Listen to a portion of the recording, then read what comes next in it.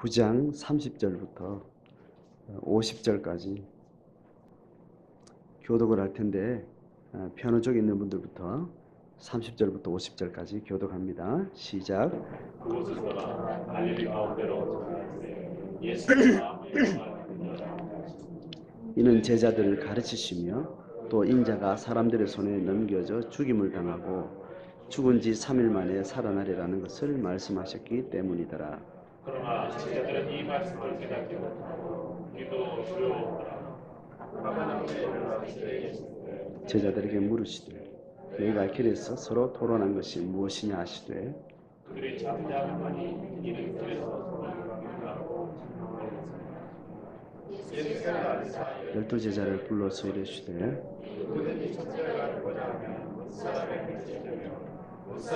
이기는 자가 되어야 하리라 하시고 어린아이 하나를 데려다가 그들 가운데 세우시고 하시며 제자들에게 이르시되 누구든지 내 이름으로 이런 어린아이 하나를 영접하며 곧 나를 영접하며 누구든지 나를 영접하며 나를 영접하며 나를 보내신 이를 영접하느니라. 요한이 예수를 여짜오되 선생님 우리를 따르게 하는 어떤 자가 주의 이름으로 귀신을 쫓는 것을 우리가 보고 우리를 떠나게 하여 금하지 마라 내 이름을 들어서 우리를 반대하지 않는 자는 우리를 위하지. 누구든지 너희가 그리스도에게 속한 자라 하여 모든 그리스도를 주면 내가 진실로 너희에게 이르노니 그가 결코 상을 잃지 않으리라. 또 누구든지 나를 믿어 이 작은 자를 죽음하나 신속하지 않으면 차라리 자녀를 믿는 자를 위해 보게 하려 범죄하게 하거든 찍어버려라. 장애인으로 영생에 들어가는 것이 꺼지지 않는 불에 들어가는 것보다 나으냐. 다리 저는 자로 영생에 들어가는 것이 두 발을 가지고 지옥에 던져지는 것보다 나으니라. 눈으로 하나님의 나라에 들어가는 것이 그게는 구더기도 죽지 않고 불도 꺼지지 아니하느니라. 사람마다 불로서 소금치도 함을 받으리라. 맛을 잃으면 무엇으로 이를 짜게 하리요? 너희 속에 소금을 두고 서로 화목하라 하시니라. 아멘. 복음서를 읽고 복음서를 잘 이해하는 데는 이제 두 가지 관점이 있는데 예수님께서 행하시고 사역하시고 가르치신 그 일정들이 이 복음서를 통해서 이렇게 기록되잖아요, 그죠? 그러면 우리 시점을 예수님이 지금 사역하고 있는 생생한 그 현장에 이렇게 우리가 들어가서 이 상황을 이해하는 거예요. 그 첫 번째입니다. 그러니까 1차적으로는 예수님의 사역을 묘사하고 있는 그 현장에 그냥 아무 전제 없이 예수님이 가르치는 내용이든지 거기서 대화하는 예리든지 혹은 예수님이 어떤 치유하시거나 귀신을 쫓는 사역들을 하시는 것, 그 상황 속에 이제 들어가서 그 내용을 쭉 따라가는 거예요. 그게 첫 번째 관점이고, 또 하나는 이 예수님의 행적을 기록한 마가의 상황과 정황이 있어요. 그러니까 마가가 예수님의 사역의 내용들을 초대교회 공동체 안에 계속해서 서로 이미 알고 있는 내용들을 생각하고 묵상하고 또 서로 나누고 기억하고 했던 것들을 이제 글로 기록할 그 시점에 마가가 마가 나름대로 그 팩트가 있단 말이죠. 그 사실들이 있다는 거예요. 예수님 당시에 어떤 사건이 있어 어떤 가르침이 있었던 내용들을 초대교회가 계속 그거를 구슬로 전하고 듣고 나누고 또 그걸 이제 묵상하면서 하나님의 인도하심을 계속 받아가다가 글로 기록할 때 마가의 의도와 마가가 속한 그 교회 공동체의 신앙의 관점들을 기록하는 어떤 의도가 있어요. 그러니까 그 상황 자체 안에서 보는 것도 있고 마가가 기록하던 그 시점에 그 공동체와 마가의 관점들이 있는 겁니다. 이제 그 두 층을 이렇게 같이 보는 시각이 이제 필요한 거죠. 지금 계속해서 8장 이후로 계속되는 흐름은 어떠한가 하면 제자들에게 노골적으로 예수님이 나는 십자가에서 죽을 거야. 십자가에 못 박혀 죽을 것이고 3일 만에 다시 부활한다. 너희들이 상상하고 너희들이 구약 성경을 통해서 구성하고 있는 하나님의 메시아의 사역이 어떻게 전개되는 것과 상관없이 어떻게 너희들이 예상하고 기대하는 것과 상관없이 하나님은 나를 통해서 이렇게 사역하게 하셨어라고 이제 3일 죽으심과 부활에 대한 이야기를 계속하는 겁니다. 자, 이게 제자들에게 계속해서 동문서답으로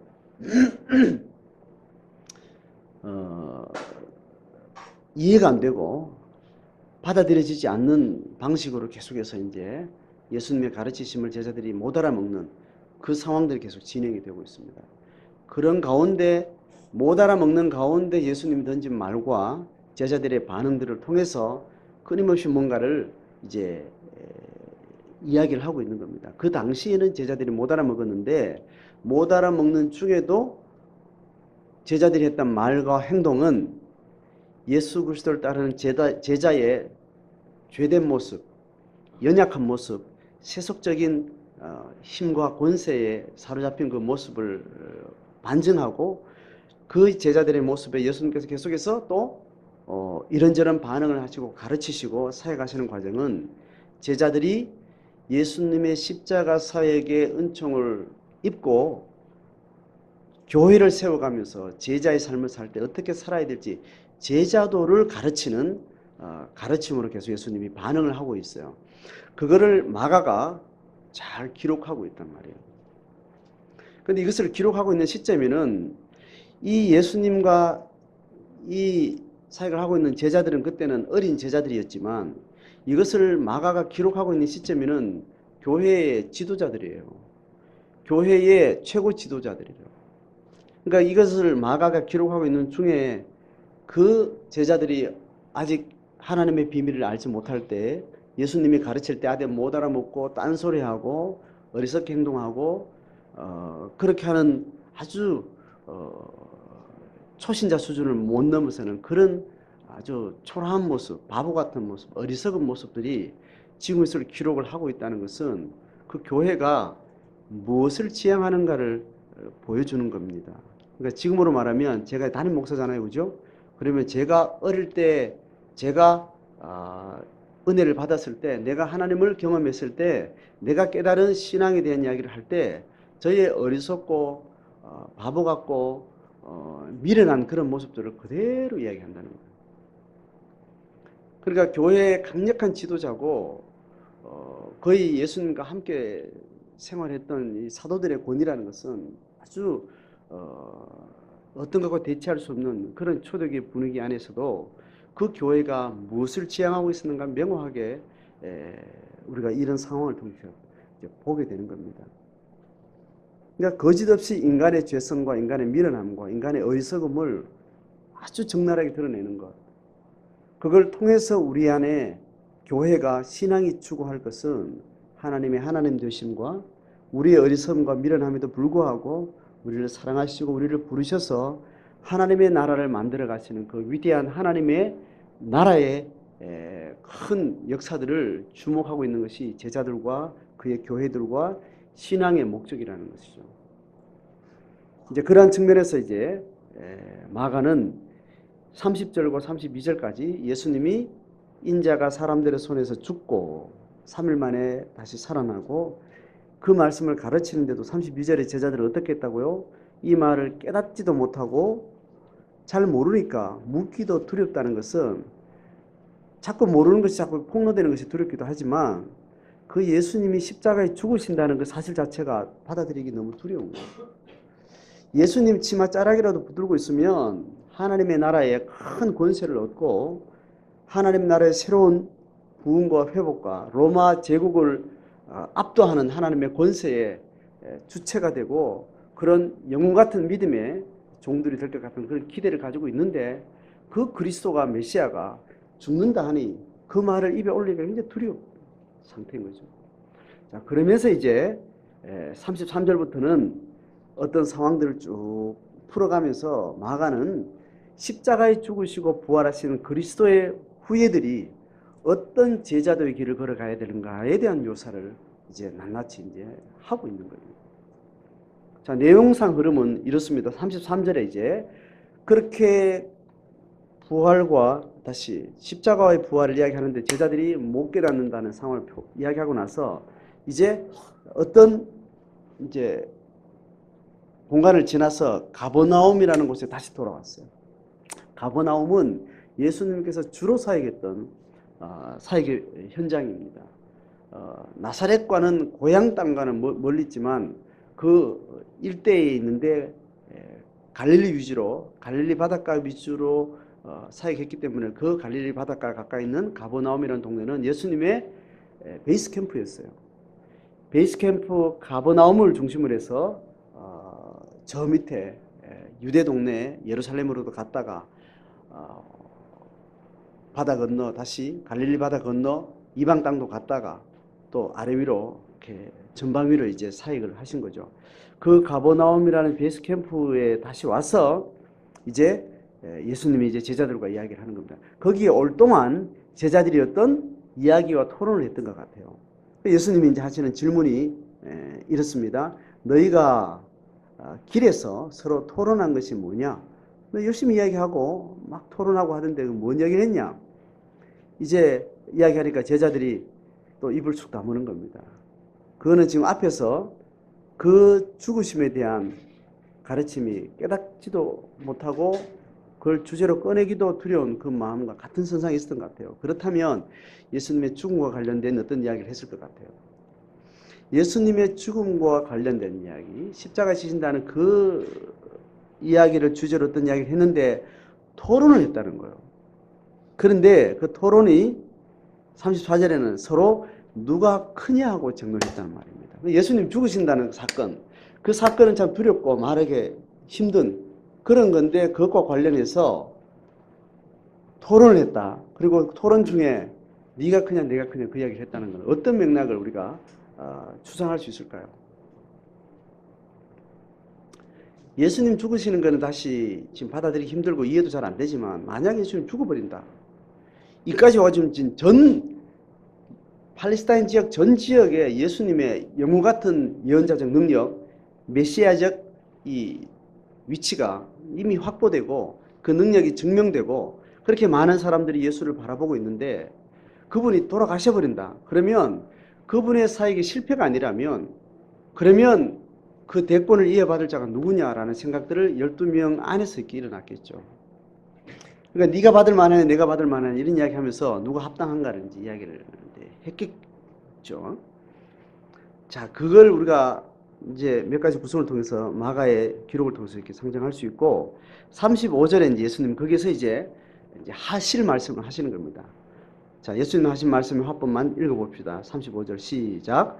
누구든지 다시 예수님이 직접 하신 말씀만 시작. 누구든지 첫째가 되고자 하면 무사람의 끝이 되며 무사람을 섬기는 자가 되어야 하리라.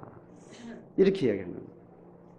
그 말은 그렇지 않았다는 제자들의 전제가 있는 겁니다. 제자들의 토론과 제자들의 누가 크냐라는 쟁론은 뭐냐 하면 결국 그런 예수님이 죽으시고 없다면 혹은 예수님이 이런 상황에 이 메시아 사역을 완성하신다면 하나님 나라의 권세가 이 땅에 로마의 권세를 제압하고 그렇게 우뚝 선다면 누가 큰 자로 거기에 좌청룡 우백호가 될 거냐 이런 자기가 더 크다라는 이야기를 하는 중에 제자는 메시아를 따르는 제자는 십자가를 지고 3일 만에 부활하시는 사역을 통해서 하나님의 나라를 이루어가는 그 그리스도의 메시아적 제자는 그런 식의 삶이 아니다는 거예요.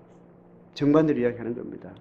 첫째가 되고자 하면 하나님의 나라에 가장 충성스러운 종이 되고 하나님의 나라에 가장 앞선 헌신자가 된다는 것은 무사람의 끝이 된다는 거다. 그리고 모든 사람을 섬기는 자가 되는 거다. 그 이야기를 우리가 너무나 잘 알다시피 제자의 길은 섬기는 자다. 모든 사람의 말자리에 앉는 거다. 이제 그 이야기를 직접적으로 이제 하신 거죠. 자, 이 명제는 우리가 너무 잘 알고 있습니다. 그죠? 자, 그러면서 이걸 좀 더 풀어서 이야기를 하는데 37절에서 하는 이야기가 한 단락이고 그 다음에 38절과 34절이 또 한 단락이에요. 그리고 42절부터 50절까지 한 단락입니다. 자, 예수님이 가르치는 이야기의 내용의 양은 좀 다르지만 세 가지를 지금 드러내는 거예요. 자, 한 명제는 이겁니다. 제자라는 것은 십자가의 길을 걸어가는 그리스도, 그 그리스도의 길을 걸어가는 그의 제자는 섬기는 자가 됩니다. 하나님의 나라를 받드는다는 것은 끝자리에서 섬기는 거다. 자, 그것을 세 가지로 설명하는 거예요. 그게 실제적으로 구체적으로 어떻게 표현되어야 되는가? 36절부터 37절 같이 읽어봅시다. 시작. 어린아이 하나를 데려다.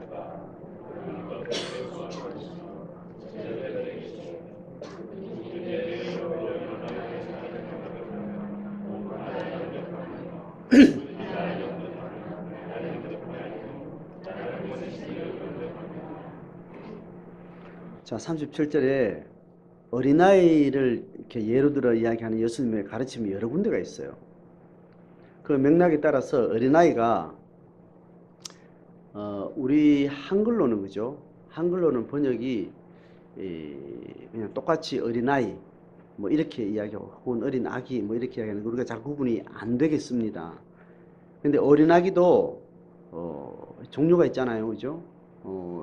취약 전 아동이 있고 취약 후 유년기가 있고 또 소년기 뭐 청소년기 거기에 해당하는 그렇게 다 달라요. 헬라어의 어린아이라는 것은 어근은 똑같지만 끝이 달라지면서 취약 전 아동 적어도 4살 이전에 아주 어린아이 그런 아이를 표현하는 단어가 다르고 적어도 초등학교 1학년부터 6학년 정도까지 그런 아이들이 또 달라요. 여기서는 후자를 이야기합니다. 그러니까 갓난 아이를 이야기하는 게 아니고 그냥 일반적으로 어른이 되기 전에 아이를 이야기해요. 자, 그 어린아이를 예수님이 여러 가지 예로 들어서 어린아이와 같지 아니하며 뭐 이런 이야기도 하고 천국을 이야기할 때 어린아이 같지 않은 이야기는 그 흐름에 따라서 어린아이의 특이성은 여러 측면으로 다르게 이렇게 이야기를 합니다. 그래서 우리는 그냥 우리가 생각하는 자기식대로 어린아이라고 생각을 하면 어린아이와 같지 아니하면 천국에 합당하지 못하다 이런 다른 본문에 있는 이야기를 들어보면 그때 어린아이는 어떤 어린아이로 여러분 이해를 하세요? 좋은 쪽이에요? 나쁜 쪽이에요? 긍정적이에요? 부정적이에요? 일단 문제를 가지고 생각을 해보셔야 되는 거예요. 어린아이의 긍정적인 쪽으로 이야기하면 한정없이 긍정적인 이야기를 많이 하잖아요. 그죠? 근데 어린아이의 부정적인 이야기하면 한정없이 나쁜 이야기가 있어요. 자, 어린아이의 부정적인 이야기에 가장 적나라한 언어들 우리가 한번 읊어봅시다. 막말해도 돼요. 응? 처음부터 무능하죠? 얘는 무능해요. 일관성이 없어요. 또 막말하면 싸가지도 없고 천지분간도 잘 못하고 어린아이 이런 아이들이에요. 그래서 어린아이는 혼자서 뭔가를 제대로 할 수 없는 부적절한 인간이라고. 어린아이와 같지 아니하면 이렇게 했을 때는 순수하고 하나님 향해서 마음이 정결하고 뭐 백지같이 깨끗하고 이런 쪽 이야기가 아니라고요. 지금 이 본문은 지금 그 이야기를 하는 게 아닙니다. 내가 이야기하는 이 본문은 왜 딴 데서 어린아이와 같지 않으면 천국에 들어갈 수 없고 이런 이야기 할 때 어린아이 긍정적인 이야기를 하는 게 아니라고요. 아주 부정적인 이야기를 하는 거예요. 인간으로서 인간지 못하는 인간의 수준을 이야기하는 거예요. 우리가 하나님 앞에 천국에 들어간다는 것은 철저하게 우리의 무능과 우리의 싸가지 없음과 우리의 죄성과 우리의 잔혹함과 우리의 자기중심성과 이런 것들을 인정하고 그것을 채울 수 있는 근원은 그리스도와 성령과 하나님밖에 없다는 것을 인정하고 그것을 받아들이는 자세가 아니면 천국을 누릴 수 없다는 겁니다. 그 맥락이에요. 자, 제가 그 이야기를 지금, 그 본문을 지금 메시지에 주목하려고 하는 게 아니고, 지금 어린아이 하나를 지금 이야기할 때 어떤 측면으로 이야기하는지를, 어린아이 하나를 영접하면 이렇게 했을 때, 어린아이는, 여기서 어린아이는 긍정적인 어떤 면이 아니고, 아주 부정적인 의미로 이야기할 수 있어요. 어린아이가 순수한 아이를 잘 영접하고, 그 마음에 상처를 입히지 않고, 걔를 잘 받들어주고, 그 약한 나를 잘 존경해 주고 어떤 그런 의미가 아니고 가장 어린아이가 그 당시에 어린아이는 요즘 같은 우리가 생각하는 어린이라는 개념에 있는 긍정적인 면이 전혀 없는 고대 사회예요. 고대 사회는 일반적으로 문명이 어느 수준을 가지고 있고 또 귀족의 수준에 이른 그 사회적인 상황이 아니면 대부분의 일반적인 고대 사회 어린아이는 사람 취급을 안 하는 겁니다. 인간으로서 적절한 취급을 하지도 않고 아이는 굉장히 천대받는 대상이에요. 가장 무능하고 가장 없어도 되는데 언제 죽을지도 모르고 수에 넣을 수도 없고 넣을 필요도 없고 그에게 어떤 위해를 가해도 그 부모조차도 아이의 인권에 대해서 주장하거나 그렇게 하지 않는 그런 문화들이란 말입니다. 그런 상황 가운데 예수님이 어린아이를 불러가지고 이 아이 하나를 잘 대접하는 것. 그러니까 가장 비천한 인간의 존재를 두고 이야기를 하는 거라는 거죠. 어른들 중에 주인도 있고 종도 있고 뭐 건강한 사람도 가난한 사람도 있고 그 중에 약한 어른 그것보다 더 존재감이 없는 상태의 인간을 두고 어린아이라고 표현을 한다는 겁니다. 자, 그 어린아이를 두고 예수님이 이렇게 말하는 겁니다. 그 하나를 영접하면 누굴 영접하는 거라고요? 예수님을 영접하는 거라는 거죠. 예수님을 영접하는 것은 곧 뭐를 영접하는 거예요? 하나님을 영접하는 거라는 거예요. 그러니까 가장 말단에 있는 가장 비참하고 존재감이 없는 살아도 그만 죽어도 그만 그 존재감에 대해서 전혀 의식하지 않아도 될 만한 그런 하찮은 존재의 인간 그 인간을 향해서 하나님 보듯이 하고 하나님의 그 영혼을 향해서 목숨을 내놓는 정말 존귀한 가치인 것을 다시 환원해서 볼 수 있는 그런 삶을 제자의 삶이라고 가르치는 거예요. 그러니까 유대인들은 정결의식이 있었고 부정법에 의해서 정결한 삶과 부정한 삶에 있어서 정결한 계율 속의 삶을 잘 영적 관리를 경건 가운데 하는 사람을 굉장히 가치 있는 사람으로 봐요.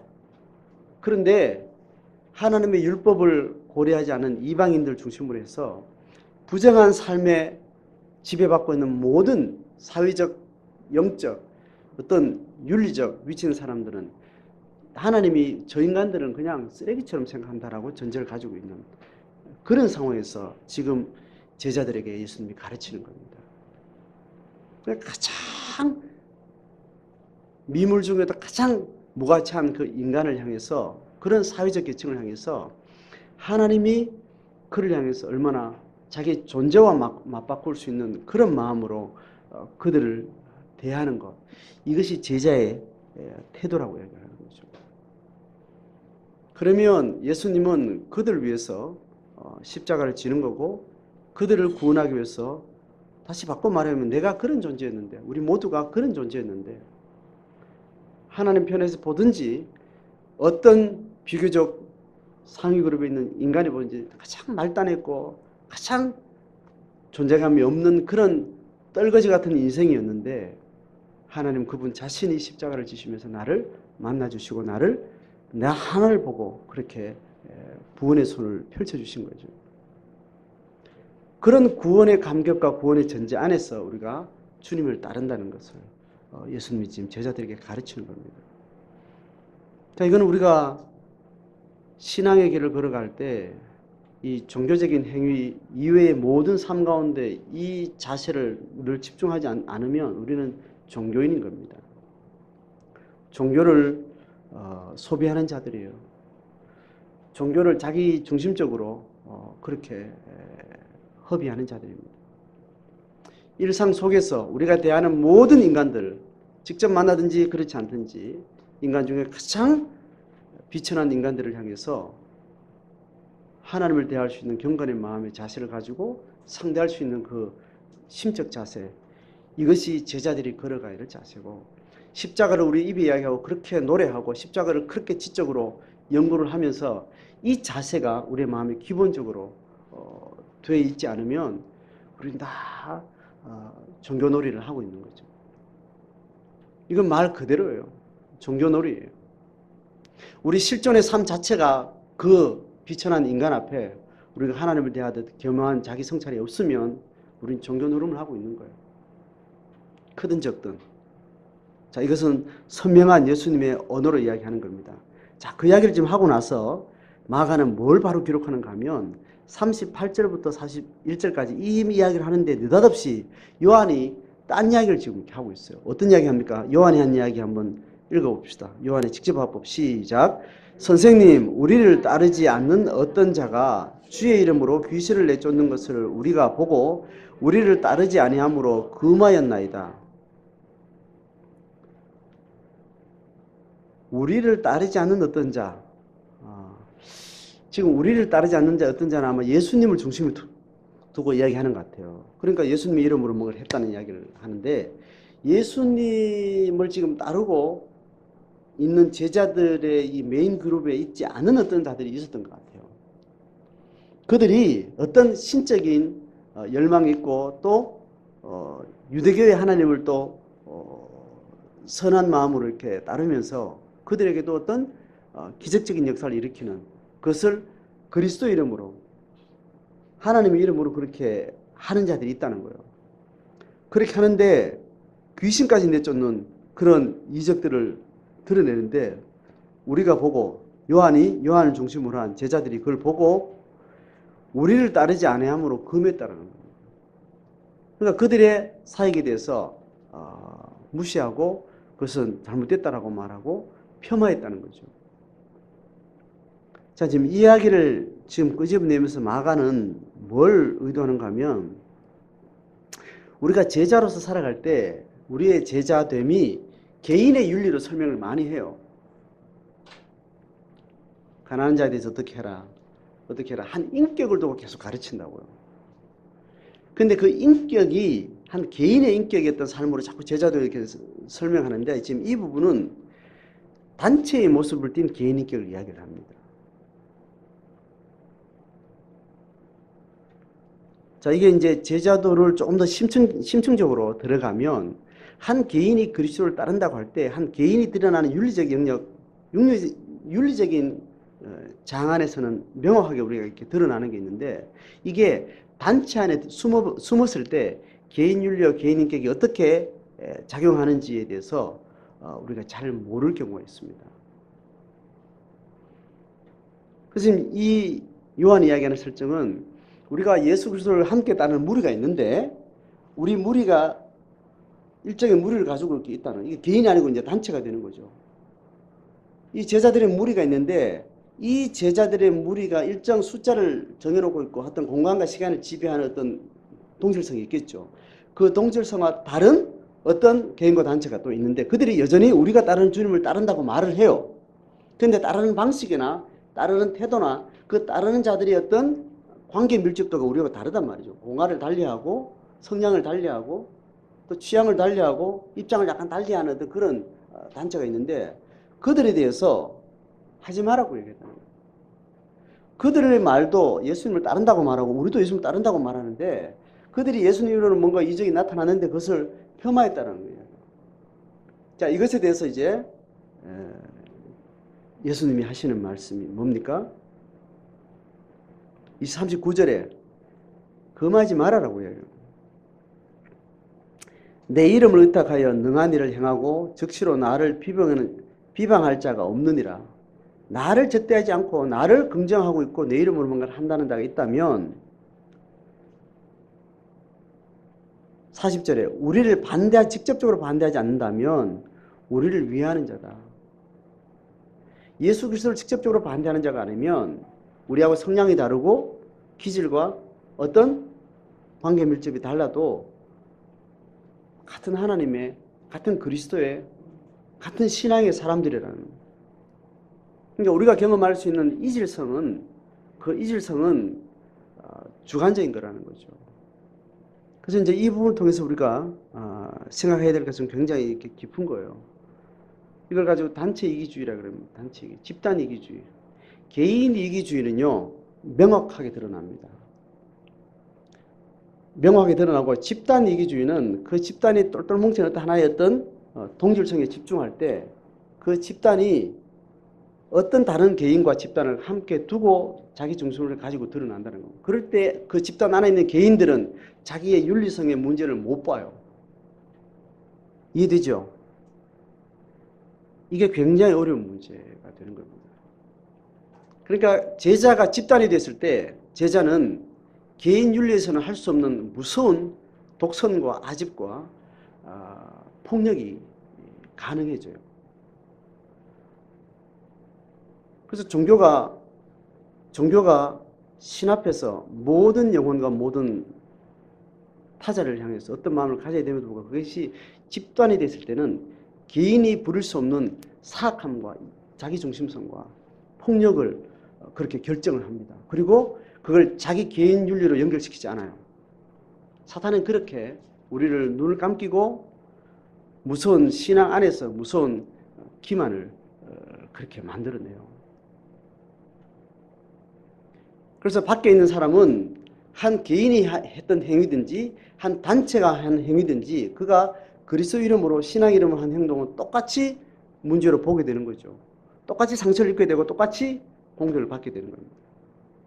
그러니까 축복을 말하는 교회로부터 재앙을 경험하는 자들이 있는 거예요. 사단이 가장 잘 쓰는 방식은 이런 단체적으로 하는 거예요. 개인들이 잘 구분을 못해요.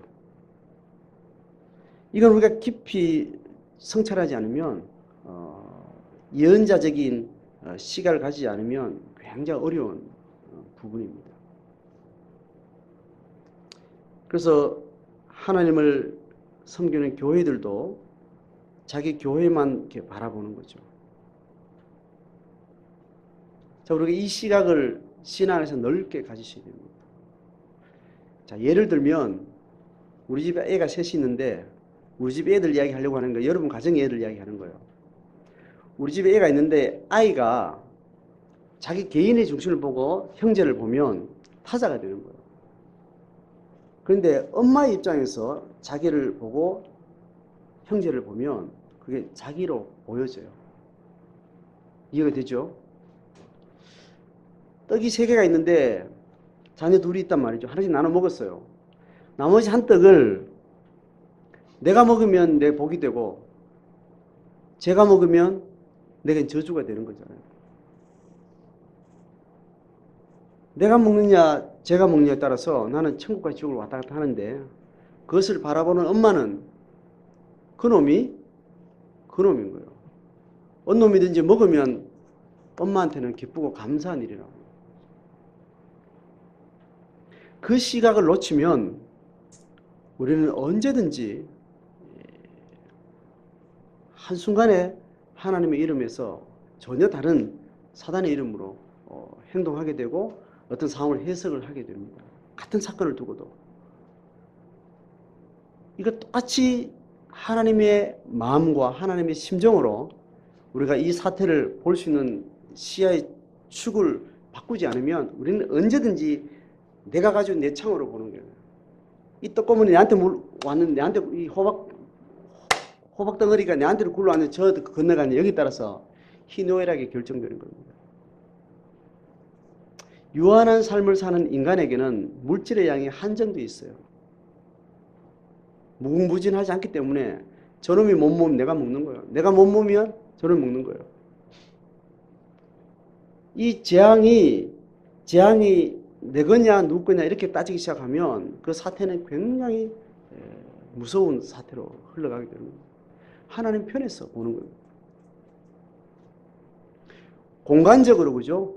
공간적으로 우리가 함께 향유할 수 없는 한정적인 물질이 있는데 그것이 내게 더 많이 가 제가 더 많이 가느냐 그런 것 때문에 그 생사화복의 기준을 갖게 되는 것은 굉장히 무서운 일이 되는 거예요.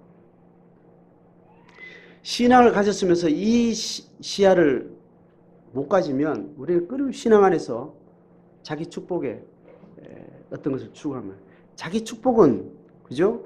이 물질 안에서 주어진 물질의 한계 안에서 자기 축복은 반드시 다른 사람의 불행을 전제하고 있는 거예요. 내가 떡 2개 먹으면 쟤는 반드시 하나밖에 먹을 수 없다고요. 내가 복을 받는다는 것은 다른 사람의 저주를 전제하는 일이 되기 때문에 이건 하나님이 도무지 관심 없는 영역이라고.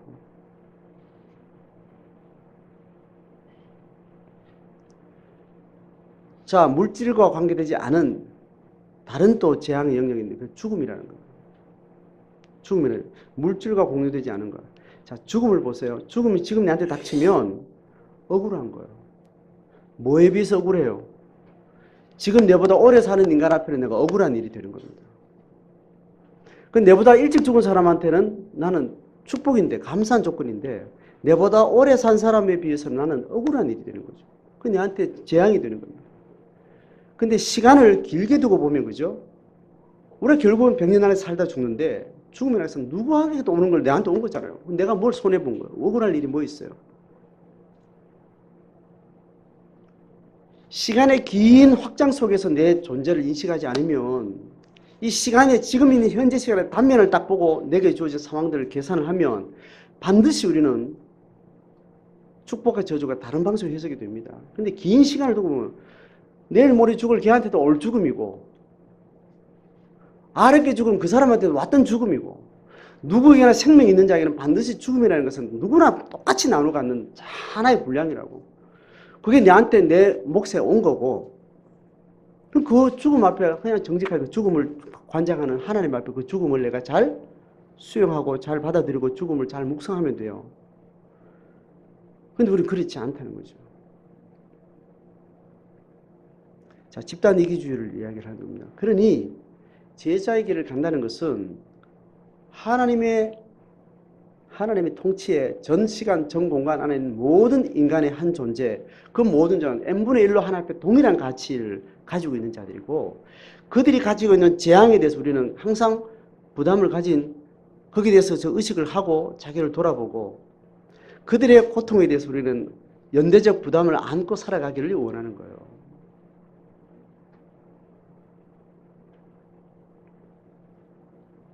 자녀가 넷이 저희 가정에 있는데 넷이 다 결혼해서 다 살잖아요.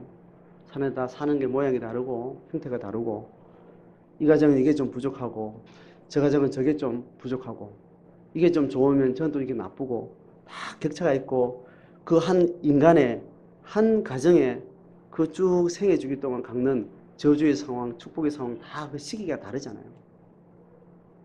그럴 때마다 우리나라 같은 특별히 이런 가족 연대가 긴밀한 또 그러니까 부모가 살아있는 가운데 절기를 따라서 늘 가족의 유대가 이렇게 있는 이런 문화 속에서 이미 결혼하고 독립된 가정들이 겪는 특별히 불행의 사건, 경제적인 어떤 타격을 받게 되고 질병이 오고 죽음을 맞이하는 많은 재앙과 슬픔들을 맞이하는 그런 사람들을 우리가 겪을 때 자연스럽게 그것이 어떤 방식으로든지 물리적이든지 심리적으로든지 형제들에게 부담을 안게 되는 거죠.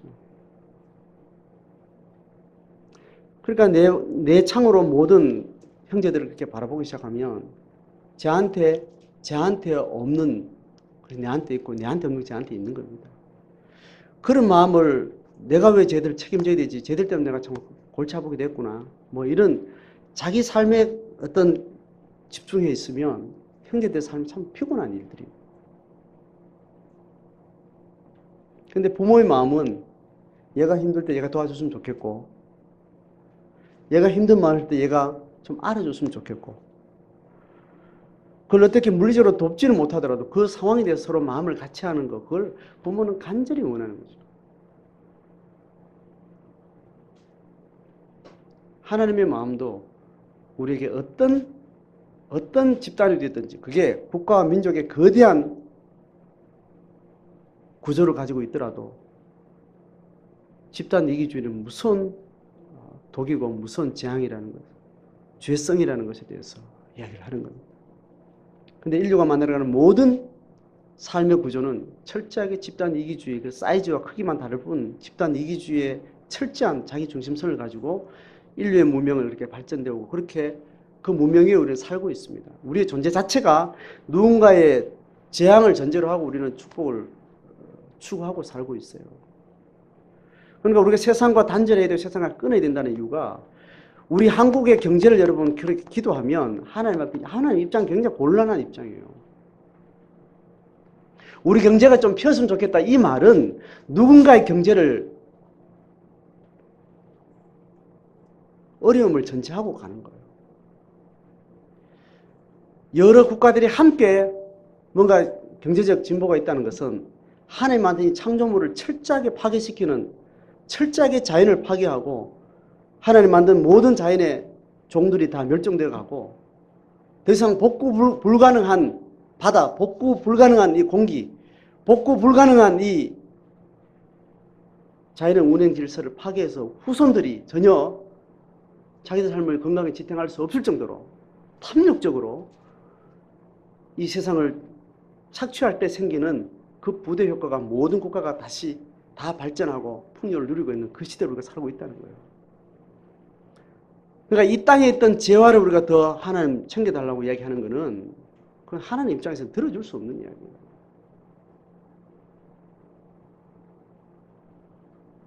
그리고 얼마나 잘못된 시야를 가지고 있는지 우리 시야 자체가 우리가 기도하고 있는 이 세상을 보는 틀 자체가 하나님 앞에는 이게 공존이 불가능한 어떤 것을 구하고 있는 그런 마음이라는 거죠. 이런 기본적인 삶의 틀에 대해서는 기본적 성찰이 필요합니다.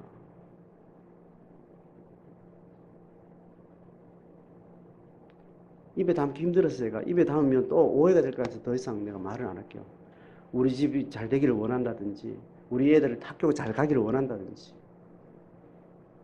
좋은 배필을 그건 좀 다 좋은 배필을 만날 수 있죠. 그거는 뭐 또 다를 수 있는데 함께 공유할 수 없는 게 경쟁으로만 누군가는 먹이고 누구는 못 먹기 때문에 이런 구조에서 내가 뭔가 되기를 원하는 것 굉장히 위험한 그 신앙이 아니에요.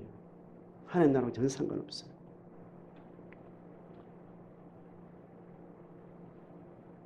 이런 것을 볼 수 있는 시야를 교회가 갖지 않으면 그 시대는 그리스도인 때문에 많은 사람들이 재앙을 경험을 합니다.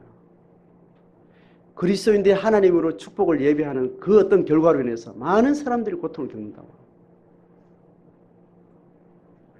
인간이 만든 종교죠.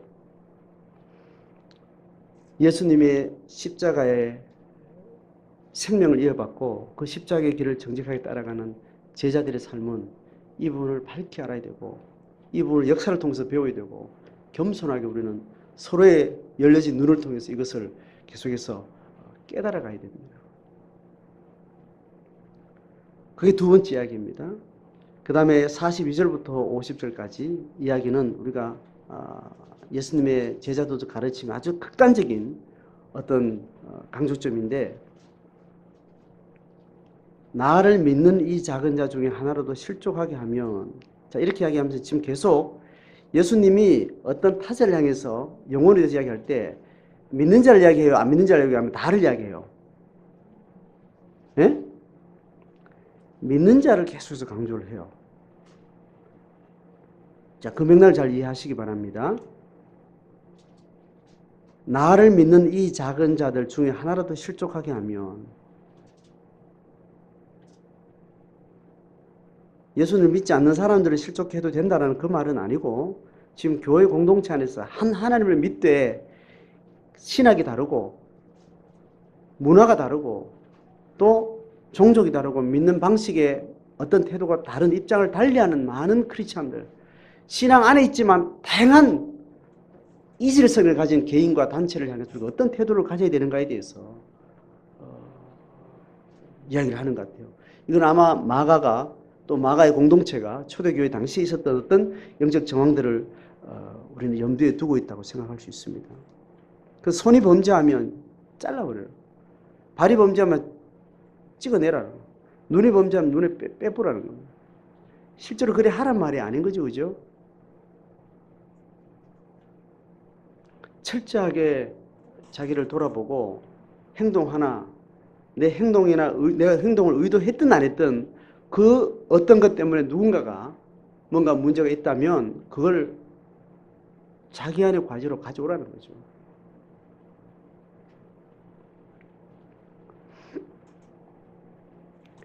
그래서 서로 화목하라는 겁니다. 서로가 서로를 향해서 열린 마음으로 단절을 계속 개방하고 단절을 넘어서고 서로 화목해지라는 거죠. 적대시하지 말라는 겁니다. 여러분, 내가 다른 사람한테 의도를 가지고 나쁘게 할 때 그 사람 나쁜 걸 알아먹나요? 못 알아먹나요? 알아먹죠.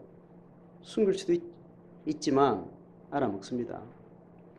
근데 여러분, 우리가 살아가면서 내가 의도하지 않았는데 나의 어떤 말과 행위로 인해서 다른 사람이 고통하거나 다른 사람의 아픔이 있는 것에 대해서 경험할 수 있나요? 없나요? 있습니다. 나로 인해서 다른 사람이 고통스러워할 때 그때는 방식이 한 3가지로 저는 이렇게 나눠져요. 내가 의도를 가지고 그 사람 나쁘게 했을 때 그 사람 고통을 받아요. 이거는 뭐 말할 것도 없이 나쁜 거죠. 하나님 앞에 자기는 보는 걸 명확하게 보여지는 거죠. 두 번째는 뭐예요? 내가 의도하지 않았는데 다른 사람이 내 때문에 힘들어하는 일이 있는 거예요. 이런 일이 있습니다. 있다고요. 이걸 아셔야 돼요. 내가 발견한 것은 이런 일이 없을 거라고 생각하는 사람들이 많은 거예요. 삶에서 관계의 맥을 심층적으로 깊이 있게 가져가지 않은 사람들이 그럴 수 있는 확률이 많은 것 같더라고요.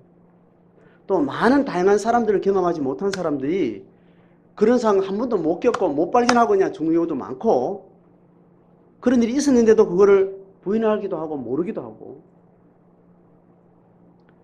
그런데 그런 일은 사이가 긴밀한 가까운 사이에서 일어나니까 가정이나 집안에서 이런 일이 많이 일어나요. 특히 교회 같은 아주 긴밀한 관계를 맺는 공동체 안에서 그런 일이 많이 일어나는 겁니다. 내가 의도하지 않는데 내 때문에 그 사람은 죽을 것 같은 일이 있다고. 여러분, 이걸 인정하셔야 돼요. 이거 아셔야 돼요. 이게 동의됩니까? 아직 동의가 안 되면 주변 사람들 앞에 설문조사를 한번 해보세요. 아, 내가 지금 인식을 상당한 수준에서 어떤 부분을 내가 모르고 사는구나 라고 배우셔야 됩니다.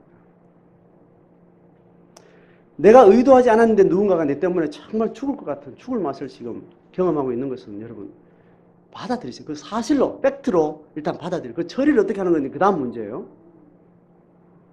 그게 그럴 수 있다는 것을 아셔야 됩니다. 그렇다면 제자의 길을 걸어가고 하나님의 심성으로 살도록 부름받은 우리는 그것에 대한 의식을 해야 돼요, 안 해야 돼요? 해야 되고, 책임이 그에게 있습니까? 내게 있습니까? 일단 하나님 내게 묻는다 그랬습니다. 그 사람한테도 묻겠죠. 그러나 내한테 묻는다고 그랬어요. 그럼 나는 그 사람 따지지 말고 그렇게 된 나의 존재 자체에 대해서 하나님 앞에 어떤 태도를 가질 것에 대해서 하나님 우리에게 요구를 하고 있다고.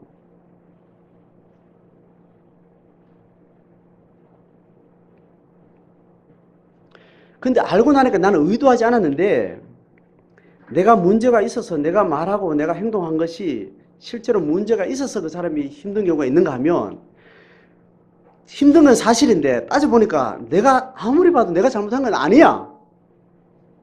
내가 정확한 말을 했고 내가 적절한 행동을 하고 적절한 말을 했는데 이 사람이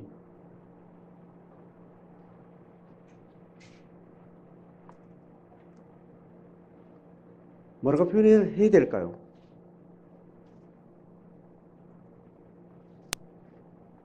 내가 하자가 없는 거예요. 그것도 명확해. 그런데 이 사람이 오해를 해서 힘들어하고 있는 겁니다.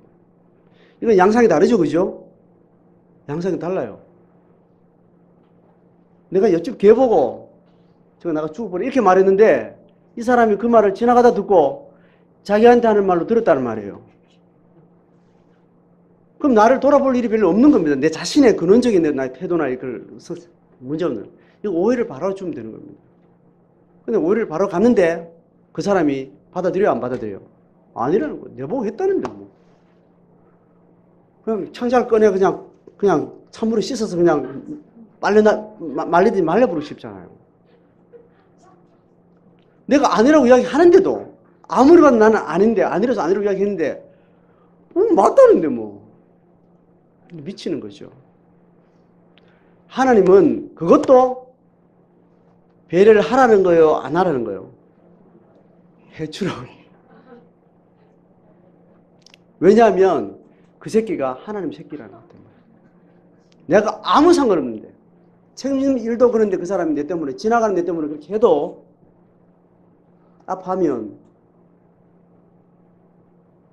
나하고 전혀 상관없이 힘든 사람들 찾아가지고 내가 선거해야 되는데 어째 걸리다 보니 나하고 이렇게 잘못 걸려가지고 힘들어하는 사람이 있다면 당연히 책임져요.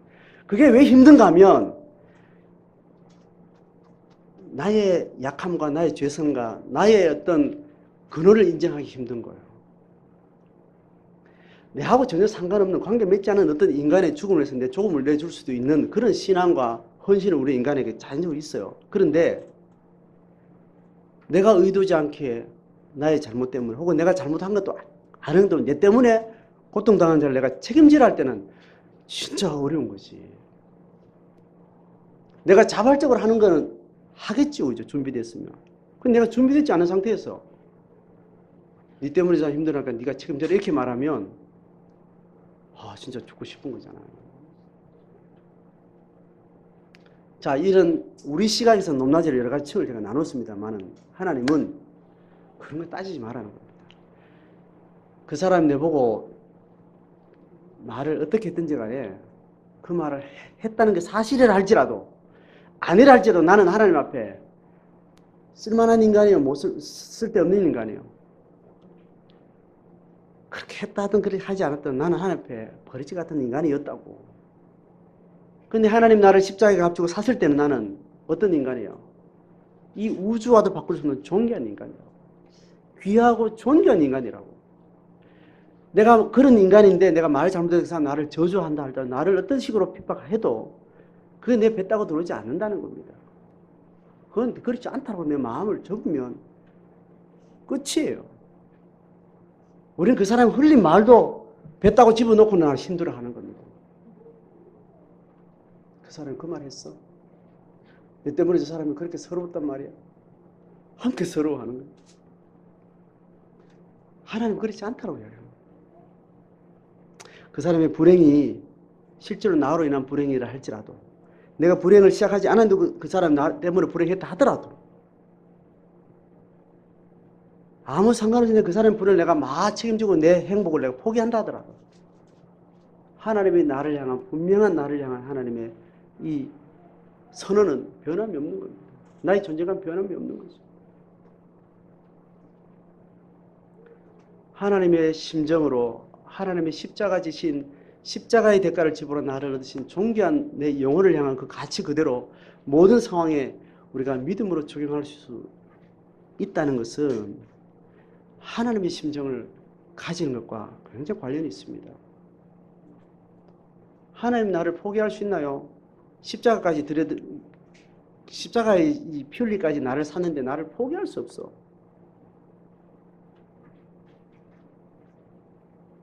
그런 나를 향한 하나님의 그 정서적 심정과 지불한 대가의 그 비싼 대가에 대해서 그 가치를 여러분 마음 가운데 깊이 묵상하면 내가 누군가의 말에 의해서 어떤 상황에서 내 존재가 떴다 까라앉았다 그렇게 할 수 없는 너무 소중한 사람이에요. 그리고 하나님이 내게 말씀하신 그 무게는 너무 중한 무게란 말이에요. 우리의 경건은 하나님이 나를 향한 마음과 나를 향해서 치른 그 대가의 그 값어치의 그 깊이를 얼마나 깊이 내가 실존적으로 받아들이고 그 가치를 인정하고 그 하나님의 심정에서 내 모든 상황들을 바라볼 수 있는가 거기에 달려있는 것 같습니다. 그 마음에 들어가 봐야 돼요. 하나님 마음속에 쑥 들어갔다 나오는 일들을 계속 하시는 우리의 기도는 거기에 있습니다. 이 땅에 어떤 것을 요구하는 내 뜻을 관찰하는 게 있는 게 아니고 하나님 아버지의 마음속에 들어가는 거예요. 그것 때문에 하나님과 사귀고 하나님을 만나고 하나님이 나와 어떤 영혼을 향해서 하나님 치른 그 대가 때문에 얼마나 귀하고 아름다운 영혼인지에 대해서 그 가치를 알아가는 거. 그것이 우리 가운데 점점 깊어지고 심오할 때 우리가 이런 태도가 나오는 거예요. 한 사람의 비천한 영혼을 정말 소중한 태도로 하나님의 마음으로 대할 수 있는 마음의 태도가 나오는 거죠.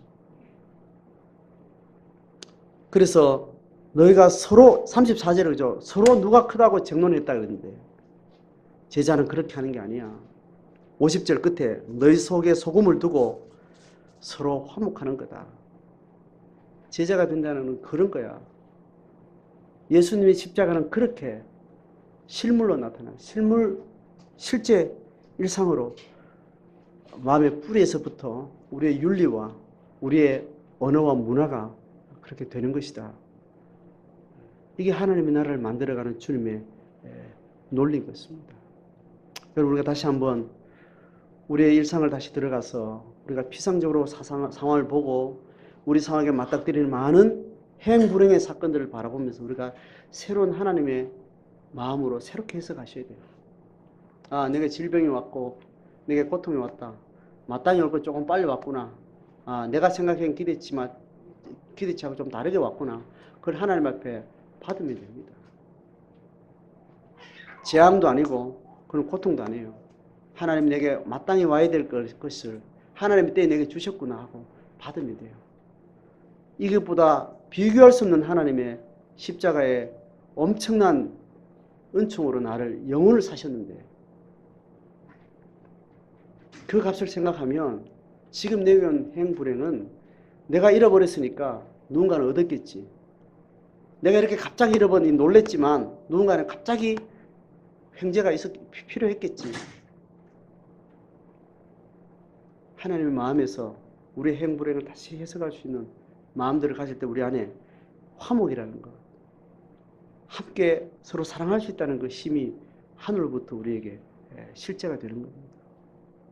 여러분, 교회는 제자들이 마가의 공동체가 그 자기들의 공동체의 리더들을 이렇게 웃음거리를 만들고 바보 같고 어리석은 그 제자들의 어리석음을 낱낱이 기록하면서 그 공동체가 무엇을 향해서 가고 있는 공동체인지 이렇게 드러내고 있는 마가의 기록이 초대교회에 가진 힘인 것 같습니다.